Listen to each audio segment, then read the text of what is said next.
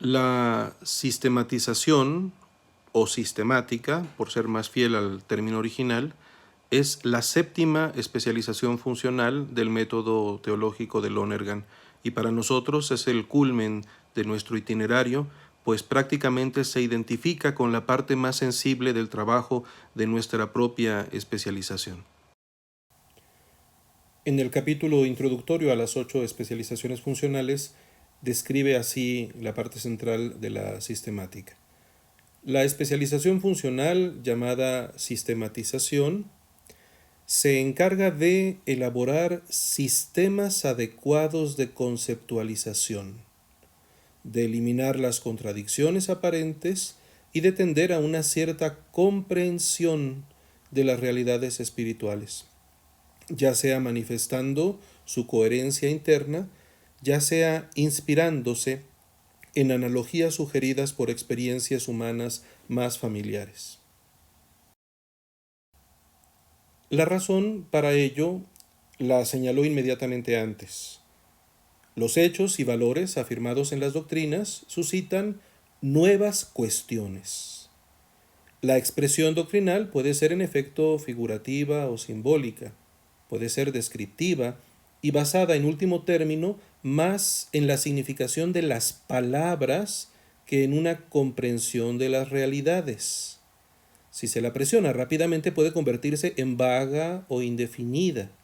Si se la examina atentamente puede parecer envuelta en incoherencias y falacias. Revisemos un poco más detenidamente estas descripciones. Encontramos en la séptima especialización que regresa al segundo nivel de intencionalidad, el nivel de la comprensión. En el bloque anterior, este nivel correspondía a la interpretación, de hecho como la segunda especialización funcional. No olvidamos la tensión natural que allá indicaba entre comprensión e interpretación. No todo es interpretación, se aspira a llegar a la comprensión. Acá, que se busca el intellectus fidei, el esfuerzo aterriza en el acto de inteligencia peculiar del entender, de la aprehensión, del comprender los contenidos. Aquí mismo se señalan las finalidades de la comprensión. Se trata de elaborar sistemas adecuados de conceptualización, sistemas, por lo tanto, un todo coherente y que sea un todo coherente conceptualizado y al mismo tiempo que sea adecuado al objeto. Hay que eliminar contradicciones aparentes, tendiendo a una cierta comprensión de realidades que en principio son espirituales. No olvidemos este elemento de la comprensión de realidades espirituales. Nos vamos a encontrar, de hecho, con el gran desafío de cómo se da delante del misterio la comprensión. Esa cierta comprensión se marca en este mismo texto señalando dos líneas, manifestando la coherencia interna. Se entiende entonces que los contenidos tienen una coherencia interna, pero además se habla de inspirarse en analogías de experiencias más familiares. Si nos fijamos con atención, también aquí se está anunciando el nexo entre los misterios de Dei Filius, es la analogía de la fe desarrollada en la teología. Por una parte existe una coherencia de los misterios, el nexo entre los misterios, pero además se guarda una relación de los misterios con las realidades conocidas naturalmente, y nos añadiría Dei Filius, y con el fin último del hombre. Se trata entonces de un contenido coherente, no de un caos, no una ambigua emoción, no una caprichosa decisión, sino una determinada, llamémosla, figura que puede impactar la inteligencia y por lo tanto ser captada como intellectus fidei, precisamente. Ahora bien, esto se debe a que las doctrinas establecidas plantearon preguntas. Volvemos a la cuestión teológica, la cuestión. Esto se debe a que la expresión de las doctrinas pudo ser figurativa o simbólica, no estrictamente argumentativa, y por lo tanto generó preguntas. o bien pudo ser descriptiva y basarse más en las palabras que en las cosas, siendo que la comprensión no se refiere a las palabras, sino a las cosas. Eso mismo genera entonces que las doctrinas puedan parecer vagas o indefinidas, presentar incoherencias o bien presentar falacias. El antecedente claramente es la cuestión teológica. Están las realidades referidas y la capacidad de la inteligencia de preguntarse entonces cómo se entiende esto, cómo es posible que esta realidad conocida llegue a ser entendida. La comprensión es la finalidad. El itinerario que propone para el capítulo incluye 5 apartados. En primer lugar, clarificar la función propia de la sistemática. En segundo lugar, señalar la lista de opciones a las que ya se ha llegado previamente. En tercer lugar, preguntarse sobre la importancia de los esfuerzos humanos por comprender el misterio. En cuarto lugar, la consideración de las complicaciones debidas a que se busca comprender no datos sino verdades. Y finalmente, una indicación sobre la manera como una sistematización ulterior continuará, desarrollará y revisará el trabajo previo. Consideramos que la promoción de tal comprensión de los misterios es la función principal de la sistematización. La función principal de la sistematización es la comprensión. Donde aparece la palabra comprensión, en inglés dice understanding. Nosotros hemos de recordar que Lonergan ha echado mano de la distinción tradicional en el pensamiento aristotélico tomista entre dos funciones de la inteligencia, la función que entiende y la función que razona y argumenta. Ambas corresponderían a la inteligencia, pero habría una distinción entre ambas. De hecho, esta distinción separa el segundo del tercer nivel de intencionalidad para nuestro autor. Solo a modo de paréntesis, quisiera observar que en el texto citado a propósito de la introducción de todas las especializaciones, nuestra versión española utiliza una vez la palabra comprensión, donde en inglés dice, de nuevo, understanding, pero luego se traduce también en otro momento comprensión, y ahí se refiere al inglés to grasp, una acción de coger, de atrapar, de comprender. No es un error de la traducción, es una manera distinta de entender dos términos distintos. Cerramos paréntesis. La comprensión no es solo fuente de las definiciones, sino también de las hipótesis, dice él, mientras que por medio del juicio se conoce la existencia de lo que se ha definido y cómo se verifica lo que proponen las hipótesis. Para Lonergan, la distinción entre comprensión y juicio es necesaria para entender adecuadamente la fórmula agustiniana y anselmiana crede ut intelligas. Porque en realidad esta frase no puede querer decir cree para que puedas juzgar, porque la fe ya es un juicio, es un movimiento en el tercer nivel de la intencionalidad.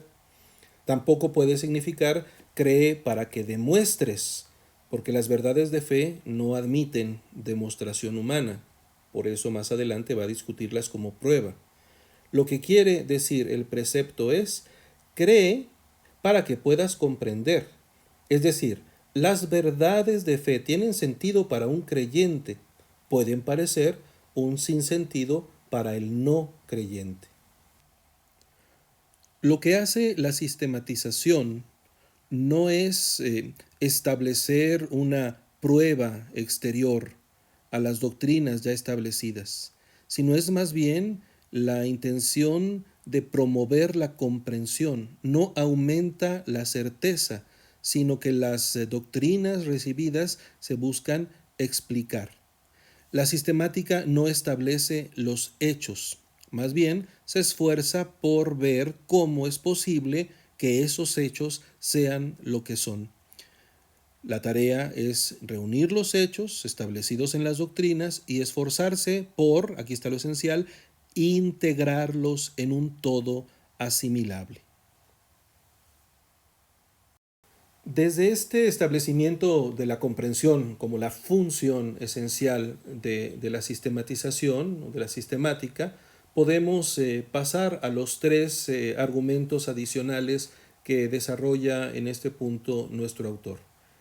Primero, se da el salto de una lógica abstracta del clasicismo que entiende la sistematización como pruebas a la perspectiva de una mirada concreta, metodológica, como él entiende, de la existencia concreta del ser humano, donde la base de esta reflexión no son las pruebas, sino la conversión que se ha llevado a cabo en el triple nivel de la conversión intelectual, la conversión moral y la conversión religiosa. Por lo tanto, segundo elemento, no hay que entender la objetividad como el resultado de las pruebas acumuladas extrínsecamente, sino como el proceso vivido por el sujeto, de manera que el sujeto está implicado en la objetividad. Esa objetividad consiste en la autotrascendencia del sujeto concreto existente a través de la triple conversión. Es una manera distinta de entender la objetividad que quiere trascender lo que él llama el clasicismo para establecerse en una doctrina cuya base sea el método. Y por último, en esta función de la comprensión, él va a decir que está bien que se mantenga la distinción entre el orden natural y el orden sobrenatural de la razón, pero al mismo tiempo, dado que el que comprende necesita comprender unitariamente, el acto de comprensión integra los dos niveles, el natural y el sobrenatural. Con esto, nuestro autor pretende resolver una sospecha que él adelanta sobre su propio planteamiento de si no traicionaría el pensamiento de Dei Filius. Él lo que va a decir es que en realidad estamos pensando en la situación del hombre concreto, y el hombre concreto es el que enfrenta la necesidad de una integración en la comprensión. Seguimos con el recuento que hace nuestro autor de las opciones que previamente ya se han venido realizando y que ahora cobran todo su sentido. Lo primero que hay que destacar, que de hecho es de donde se deriva todo lo demás, es una opción de superar la psicología de las facultades por un análisis de la intencionalidad, en donde se encuentran los 4 niveles de operaciones conscientes e intencionales que ya conocemos. La psicología de las facultades se concentraría en revisar la inteligencia y la voluntad. Esas serían las dos facultades propias del espíritu humano. Pero esto llevaría inevitablemente a una tensión que subraya, por un lado, la inteligencia en el intelectualismo o que subraya la voluntad en el voluntarismo. Lonergan considera que optar por un análisis de la intencionalidad garantiza la diversidad de las facultades, pero al mismo tiempo su integración en la operación.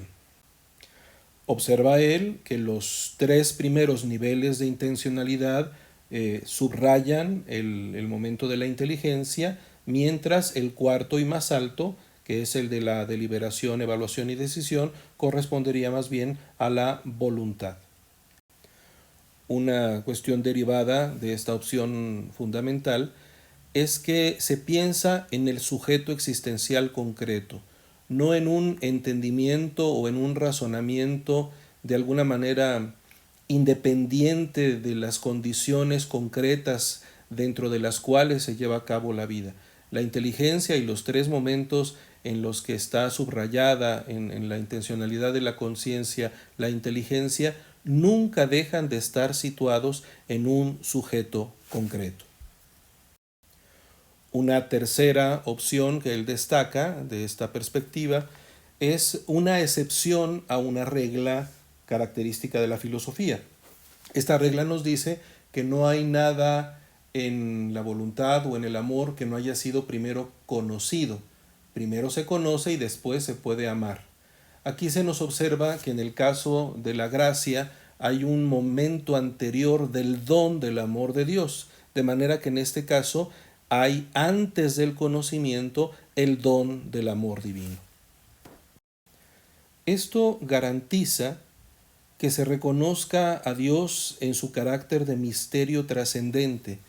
Y de aquí se sigue también una disquisición que lleva a cabo nuestro autor sobre la importancia de una teología negativa o de una teología apofántica que tiene el valor de recordar siempre que Dios trasciende el conocimiento, que Dios es algo mayor a cuanto podamos conocer y saber de Él, que lo primero de lo que estamos seguros sobre Dios es su superioridad respecto a los conocimientos que nosotros podamos llegar a tener de Él.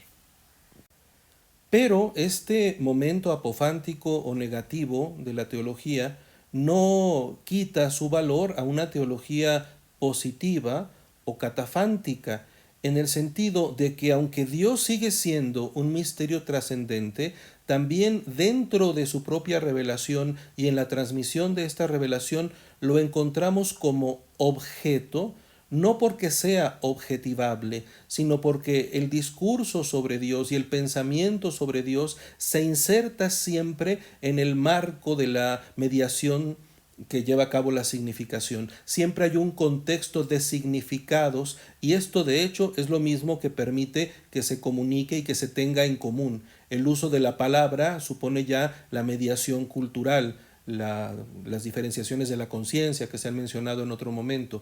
Todo esto supone que Dios puede ser pronunciado en su misterio, que hay determinados contenidos que se afirman.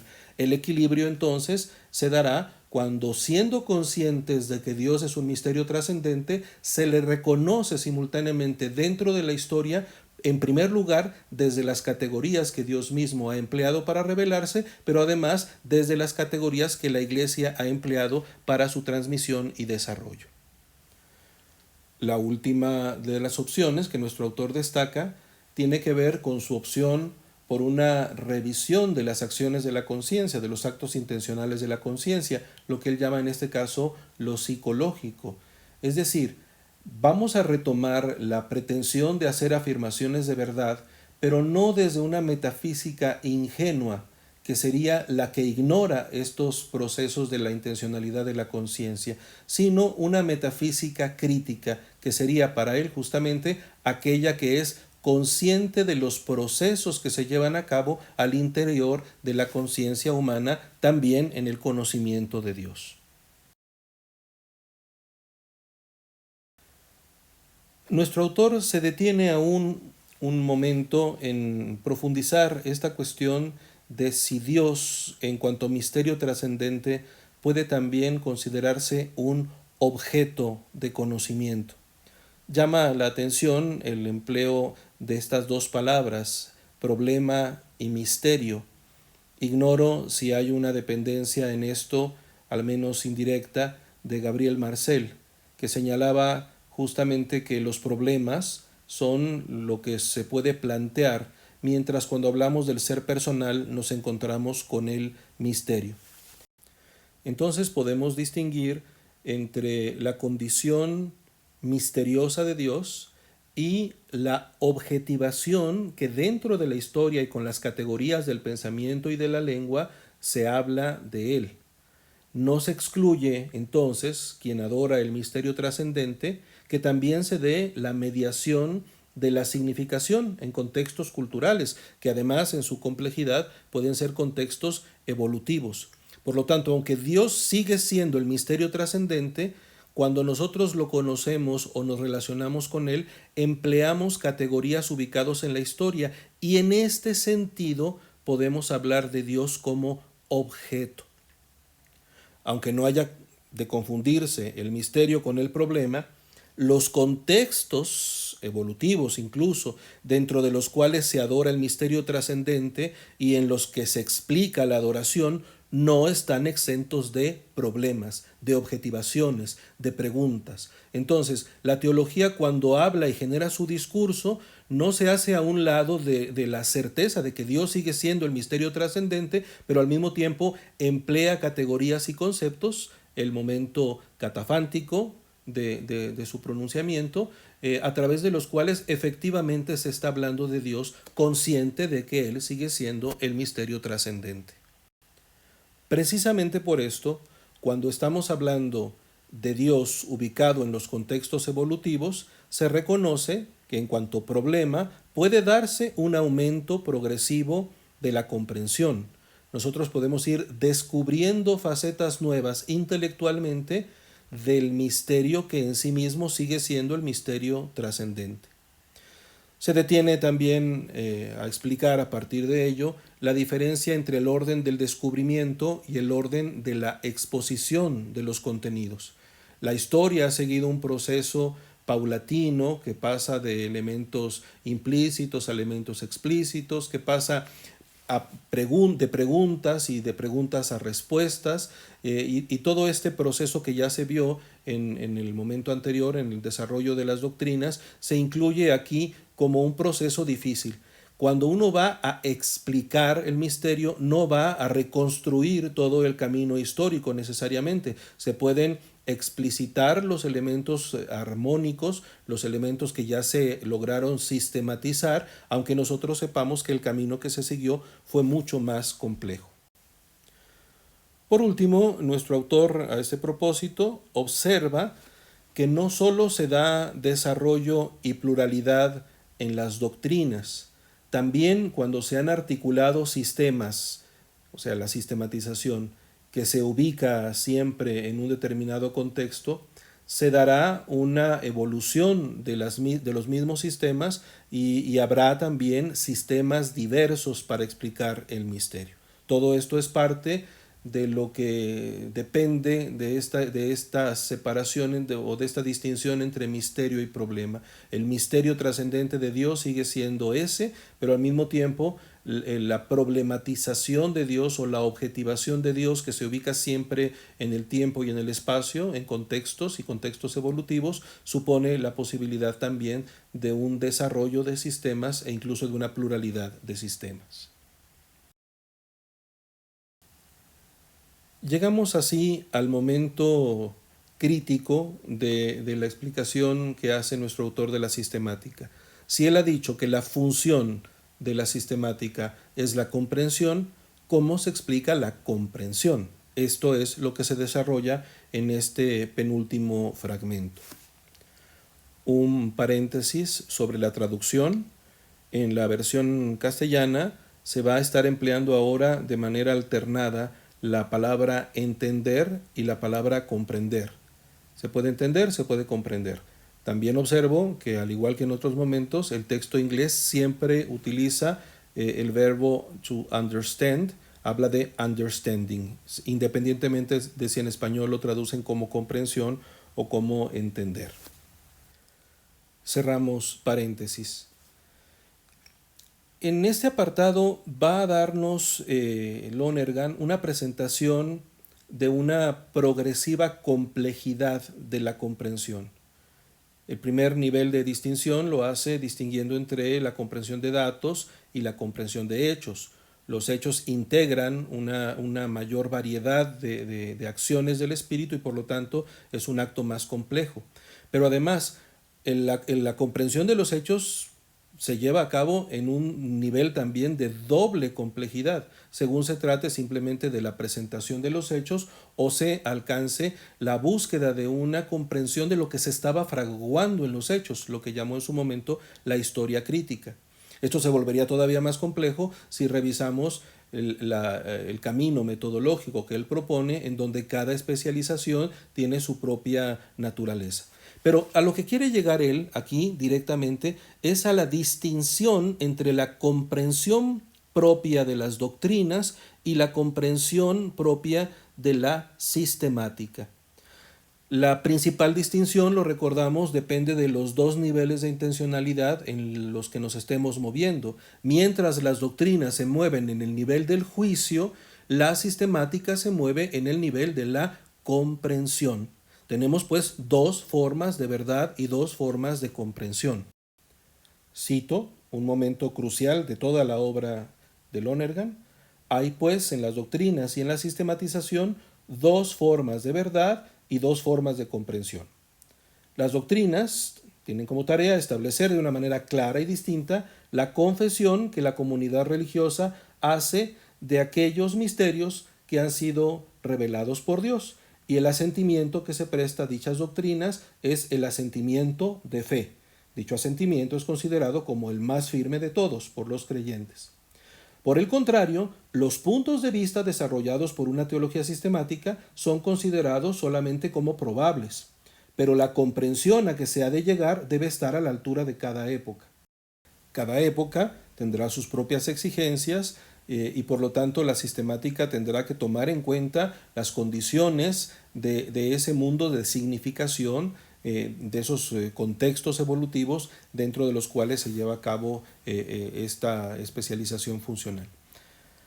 Aprovecha nuestro autor aquí para responder a las acusaciones características que se suelen hacer a la sistemática cuando se le llama demasiado especulativa o que es irreligiosa o que es estéril o que es elitista o que es irrelevante.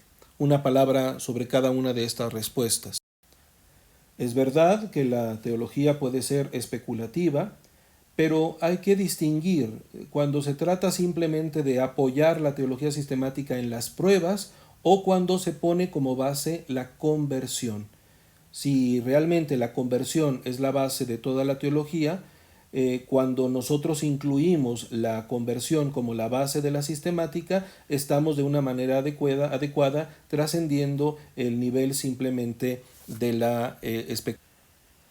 Por otra parte, a veces se dice que no se considera suficientemente a Dios en su misterio.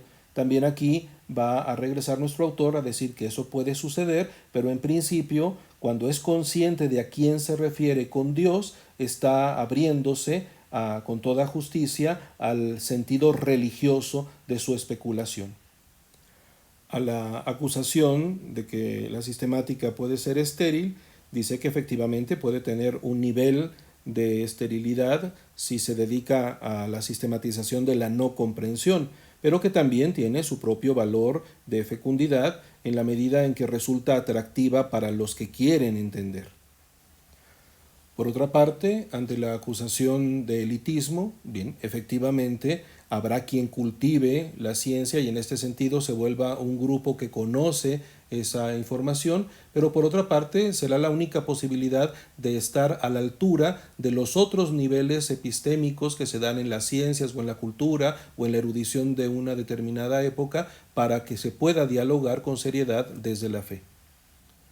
Por último, sobre la acusación de la irrelevancia de la sistemática, baste decir que para que se alcance la octava especialización funcional, que es la de la comunicación, se necesita haber tenido previamente una presentación sistemática de los contenidos, porque ¿qué se va a comunicar si no se tiene una noción clara de lo que hay que comunicar? Es un servicio básico para la última especialización. Por último, el último apartado de este capítulo se dedica a mostrar que en la sistematización se dan los tres movimientos de continuidad, desarrollo y revisión y describe las condiciones para que esto sea posible. ¿Por qué hay continuidad?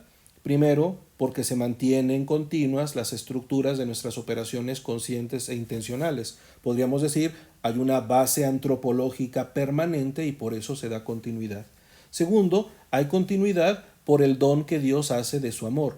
Sigue siendo Dios quien toma la iniciativa e invita al ser humano a una respuesta personal y ese don que hace Dios le da continuidad también a la sistematización. Luego menciona como tercer elemento de esta continuidad la permanencia de los dogmas, que ya hemos revisado previamente. Y por último, hay continuidad porque toda realización genuina del pasado tiene una vigencia también en el presente. Por otro lado, la sistematización tiene su propio desarrollo. ¿A qué se debe el desarrollo de la sistematización? Primero, porque cuando hay que predicar en una cultura diferente, se suscitan desarrollos sistemáticos, ya lo hemos visto. Segundo, porque existen diferenciaciones en la conciencia, elemento que también ya desarrollamos, y por otro lado, porque se presentan elementos en dialéctica que reclaman una respuesta siempre nueva. A eso se debe el desarrollo. Por último, considera nuestro autor que siempre que hay desarrollo se da una cierta revisión. Entonces se da revisión porque hay desarrollos culturales y hay necesidad de adaptar los contenidos de la fe para que sean adecuadamente entendidos, pero además él menciona que puede haber revisiones ulteriores. Así, por ejemplo, cuando se pasa de lo implícito a lo explícito, o bien cuando se desarrolla un cierto tipo de desmitologización o de racionalización de una visión crítica de un determinado planteamiento a otro tipo de desmitologización. Cada una de estas características o de estos mecanismos críticos generará nuevas revisiones. Con esto hemos concluido la presentación de la especialización funcional sistemática de Bernard Lonergan. Para una valoración específica de esta especialización, que adelanta la valoración general que haremos al final de nuestro curso, observo lo siguiente.